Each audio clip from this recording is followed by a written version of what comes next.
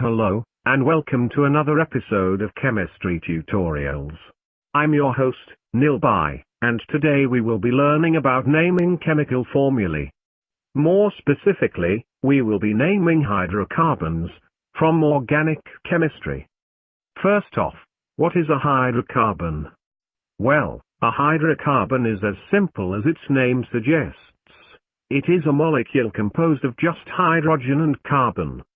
However, there are multiple things you must consider when naming these hydrocarbons, including the number of carbon atoms, the placement of potential branches, and the types of bonds in the organic molecule. All of these things, and more, are needed to accurately name these organic molecules. Let's start off with a very simple molecule. To name a simple molecule, you only have to consider two things. First, how many carbons are there, and second, are there any double or triple bonds? Let's start with the number of carbons. The first four prefixes are somewhat strange, indeed, but no worries. All of the prefixes are listed with their corresponding number on the back of your periodic table, in section C, Organic Prefixes. For this molecule, since there are 3 carbon atoms, we will start with the prefix prop. Now, let's move on to the suffix of the molecule. To find the suffix of the molecule, look at the types of bonds in the molecule. If there are only single bonds, the molecule is known as an alkane.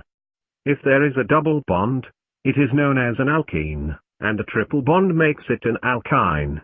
For our molecule here, there are only single bonds present, so we know this is an alkane.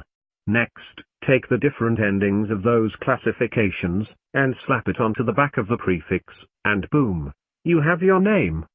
Here, we have propane, with prop as the prefix, meaning 3 carbons, and an as the suffix, representing only single bonds. But what about the molecules with branches? Well, if you don't know what a branch is, it's a molecule where there are carbons that can't be fit onto the main, aka parent, chain without doubling back. When you see one of these, find the absolute longest parent chain you can. First, you can create a base name for the parent chain like before. Here, we have 6 carbon atoms in the parent chain, all connected by single bonds, so the parent stem is hexane. The second order of business is to locate every branch and the number of the parent carbon that it's bonded to. To number the carbon atoms off, always choose the end closer to a branch, and begin numbering consecutively until there are no more carbons. Once you have the numbers, name the branch itself based on the number of carbons in each branch plus il. Here, we have 2 branches, one on the second carbon and one on the fourth. Each branch only has 1 carbon, they are each called methyl. Finally, if you have multiple branches of the same name, separate the numbers with commas and add the Greek prefix for the branch, again based on the number of carbons. Here, because we have 2 methyl branches, with one on 2 and the other on 4, the whole name is 2,4-dimethylhexane. Long name huh? But wait. What if you have double or triple bonds and branches? Well, that is very similar, but you number based on the bond location, and the number of the bond goes immediately before the parent chain's name. Let's do one more example with a double bond and 2 branches. First, how many carbons are in the parent stem?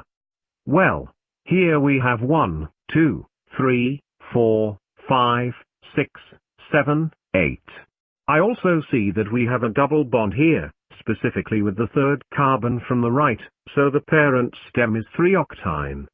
Now, we have 2 branches. We have 1 branch with 1 carbon, and 1 branch with 3 carbons. The 1 carbon branch is connected to the 7th parent chain carbon, so it is 7-methyl, and the 3 carbon branch is at carbon 4, so it is called 4-propyl. Now, to stick this whole thing together, and boom, 7-methyl-4-propyl 3-octane. And that is all I have to share with you today on naming hydrocarbons. Tune in next time when we learn about why crocodiles are green. Thank you all for watching.